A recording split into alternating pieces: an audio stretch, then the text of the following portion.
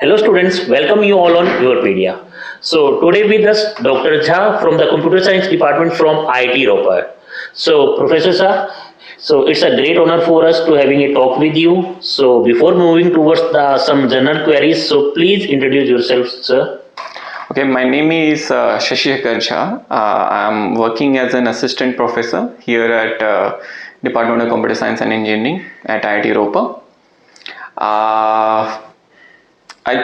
Before actually joining Ropar, I was in Singapore. I worked there as a research scientist for around 2.5 years in urban computing laboratory. I also spent some time in Bangalore with Accenture Tech Labs before that. Yeah, that's about me. Okay, so Professor Jha, what's your domain, sir? So my primary research area is actually artificial intelligence. But specifically within that area, I work in reinforcement learning multi-agent systems and with an application to multi-drone systems. Okay. So Professor, one query from the student community is, like in the market we have a great buzz regarding AI and ML. So where we can see the future of AI and ML? So when you ask where we see the future, I will say the future is now for AI and ML. Okay, the demand is already out there. Okay, and we need a lot of trained professionals right now, especially in data science and machine learning concepts. Okay, because the way we have a lot of IoT devices. IoT devices is all your wearables, all your smartwatches, all your phones, right? And they're generating enormous amount of data everywhere. And we need a lot of trained professionals to process the data, to generate insights from that data that can be applied. Okay, so Professor, what is the projects going on under your guidance? I have a few. So there is a project with ISRO, Indian Space Research Organization, where we are looking into using a swarm of drones to have like a radar on the fly. So you can create a radar system in the sky that can transmit a signal. So if ISRO wants to track their rockets and satellites while launching from Arabian Sea or Bay of Bengal, then they need these kind of radar systems. Yes, so that is one of the projects. There is another project that I am involved in where again we are using drones in order to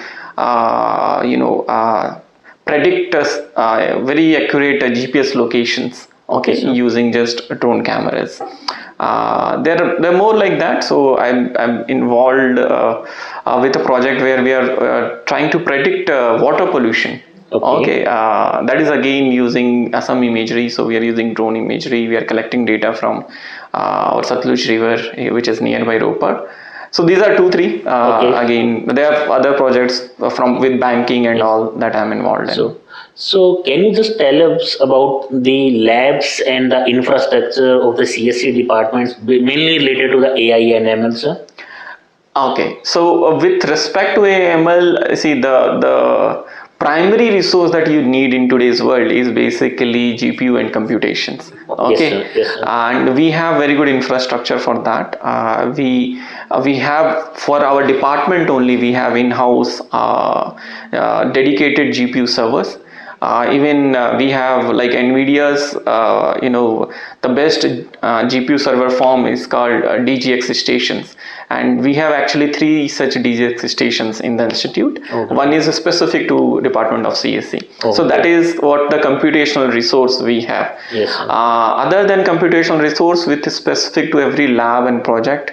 So like if you see my lab, you'll find drones, a few drones here and there. We have multimedia lab where you will find AR, VR devices. You'll find devices for brain computer interface. You'll find devices for your eye gaze tracking and all that. So all such equipment that is needed to do research in any such field is actually obviously available. So one question from the general, like from the students' perspective is, are they join the PhD program after BTech? Is it advisable or not, sir? So first off, let me tell you, I myself did my PhD after BTech. Oh, great. Okay. So in my own experience and all the suggestions and recommendations that I've heard after I myself joined my PhD, I would say and recommend all the youth and young generation, if you want to do PhD, you join it after your BTech. Oh. If you're not sure about PhD, then maybe you go for a MTech degree, because in masters you get a flavor of research, and that flavor can actually help you to make this decision whether you want to go for a PhD or not. Okay. Because everyone has to understand, mostly this is a confusion that I see with the students outside. They think that PhD is like a course, and you join it somewhere, it takes 3 years, somewhere it takes 4 years. Yes. In IITs it takes 5 years.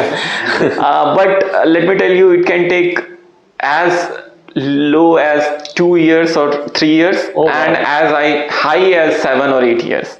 Okay, for a regular PhD, I'm telling you, it's not a course. Okay, it's not a project with a dedicated timeline, right? It highly depends on how much motivated you are for doing research. Okay. And research is not easy. That is Yes. another thing, Yes. right? It is not a coursework where you go to the class, you read, you understand the material, and then there is an exam and you clear it. Okay. You are expected to produce something novel. You are expected to contribute in the current scientific literature. Okay. And that's not an easy job.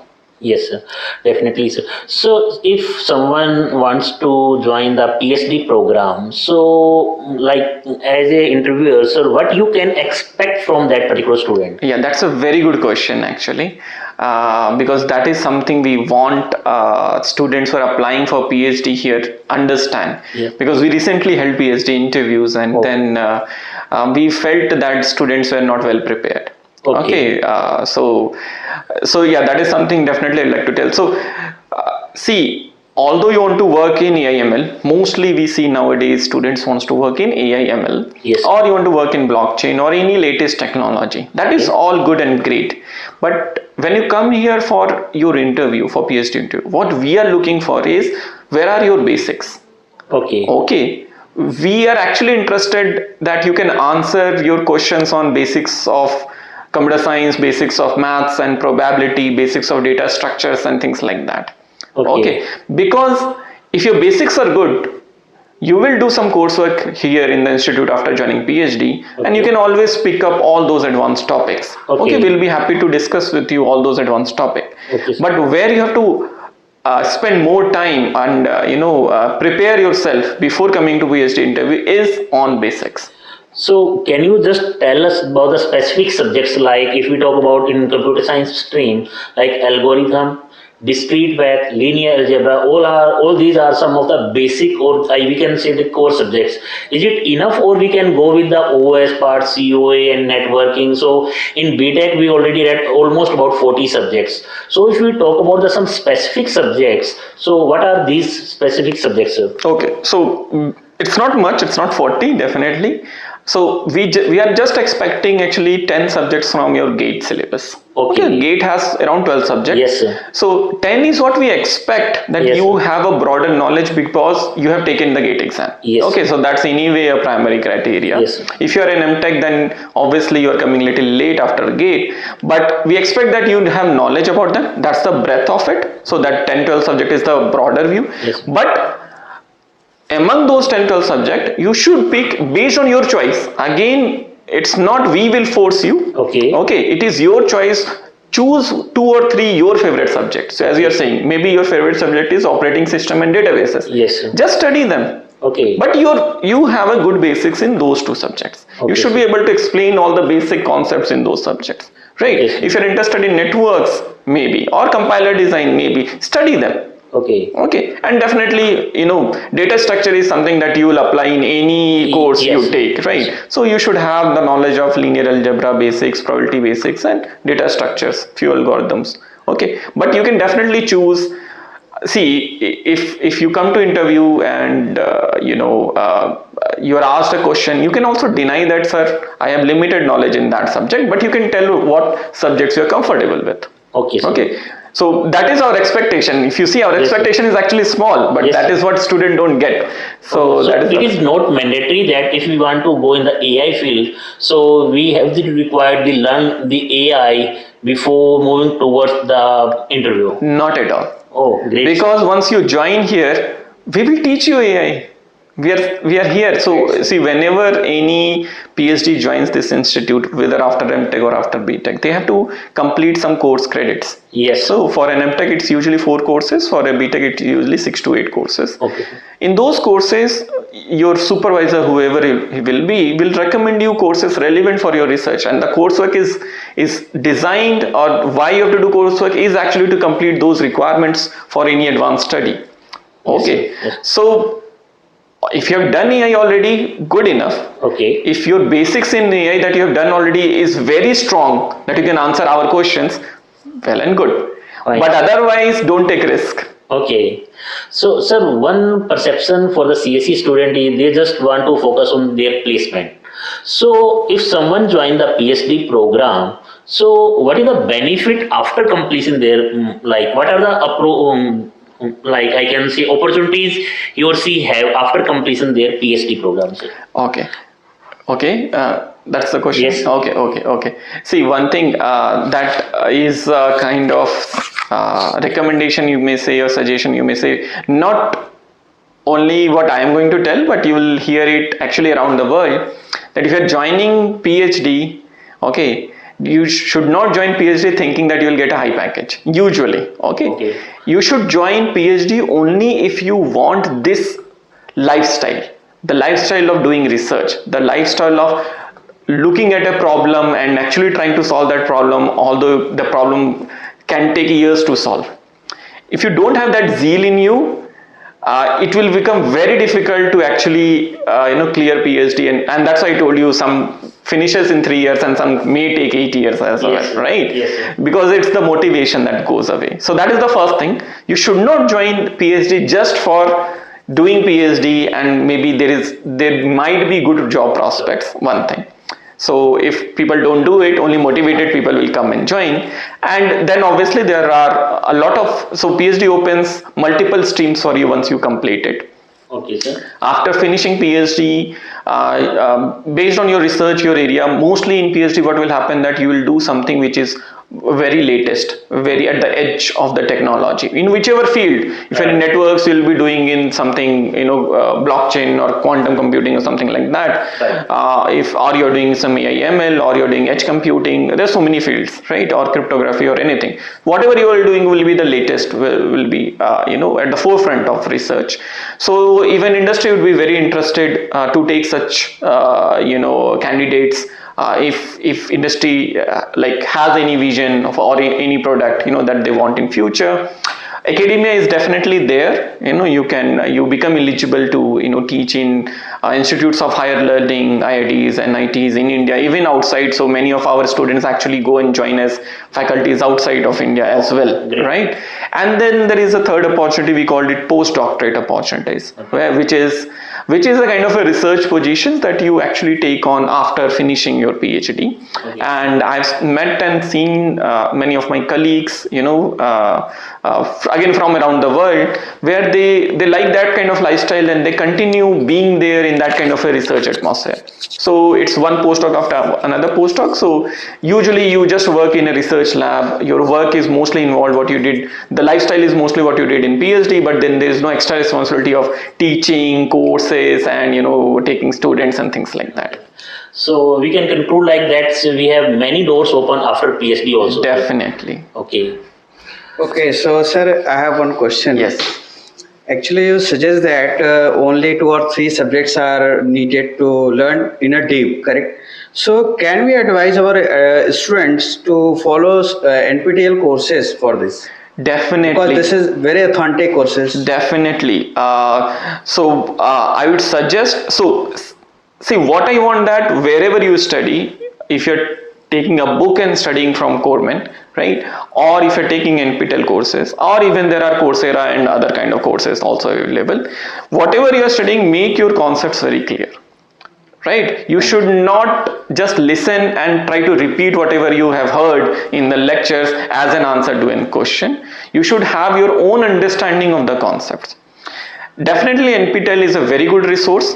So you can, the students can decide that, maybe for data structures, algorithms, for databases, operating systems, or, discrete math, they can take NPTEL courses and prepare themselves. Okay, sir. On the behalf of non-CSE background students, if I ask whether some students, if he belongs to either mechanical or electrical engineering, and they work on some research fields, so how they can apply AI concepts to solve those problems? Is it advisable to use these tools?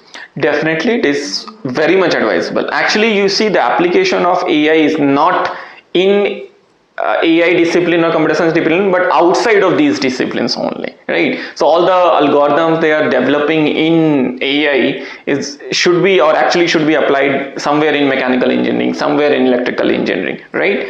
Now, how to apply? Well, that will take a bit of digging, bit of research. It highly depends what is the domain we are looking into. I give you a few examples, to make it clear. So if you are, let's say, trying to make an autonomous vehicle, autonomous car, right? The different aspects of that autonomous vehicle. One aspect is it has to detect what is in the front. Fine. Right. Once you say it has to detect, then obviously you'll put cameras and multiple sensors.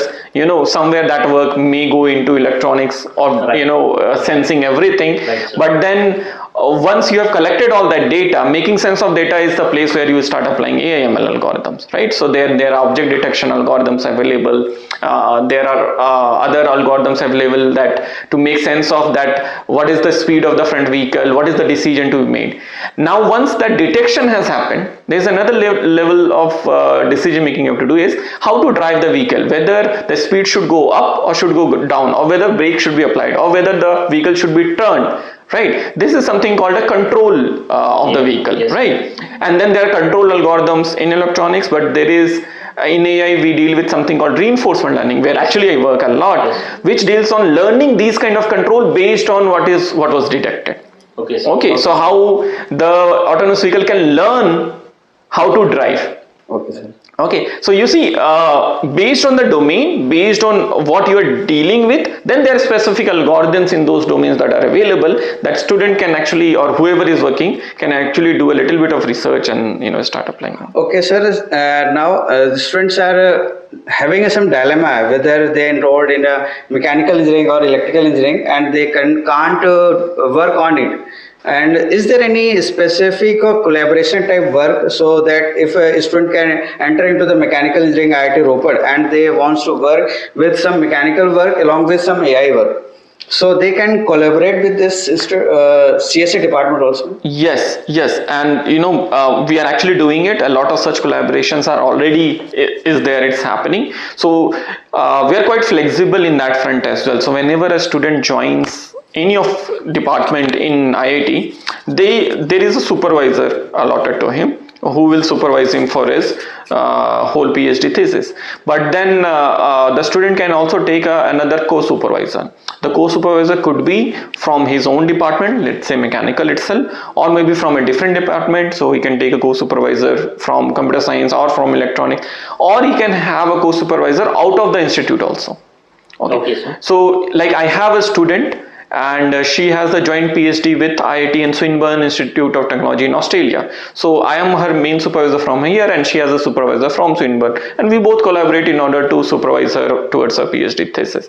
So many such collaborations are definitely possible. Even there are many opportunities that are possible. So the student that join, they get a lot of internship opportunities. They get a lot of research visit opportunities outside India. So all these, see, it's all depends on the student. How quickly they can formulate their problem, how quickly they can start doing their research or performing in their research, and with that they can start applying with all the opportunities that they get, and they can make use of it. And so what is the role of project like BTech project if he or she someone wants to enter into MTech or PhD programs? How important is it for someone, sir? Right. So we really like to see those students, or we get very happy to meet and interact with those students who have done a good job in their BTech or MTech projects. Okay, because that, see, a BTech and MTech project requires some amount of innovation from the students, right? Because it is a dedicated work that they do at the end of their BTech program or MTech program. Fine. Right? So what is the innovation that they came up with? Okay. That shows their research aptitude. Oh. Okay, so whether they have that aptitude of research or not. Right. Okay, however small it may be. Okay. Okay, but if they have some innovation, they have shown or thought of about some aptitude, research aptitude in their project, that goes very well with their PhD interviews or even in their industry interviews here, I've seen. So if someone have any idea about, like, any great idea about some recent tech, so if he or she wants to do any project work or internship, so what is the procedure for that, sir? So usually if you want to do an internship, any student, they can definitely write to us. Okay. Just write us an email. Okay. Describe your profile. Okay. Describe from where you are coming. Okay, sir. Right, and what you want to work on, and how I can contribute, or how we can work together on something like that. So if we like it, we can definitely take them as an intern. They can come here. So we have few interns right now in this summer. They can come here at IIT during summer or winter. Sometimes they can also come for 6 months. Okay. So we do take 6 months interns as well, and they can stay here and work in our labs. Okay, so that is one way.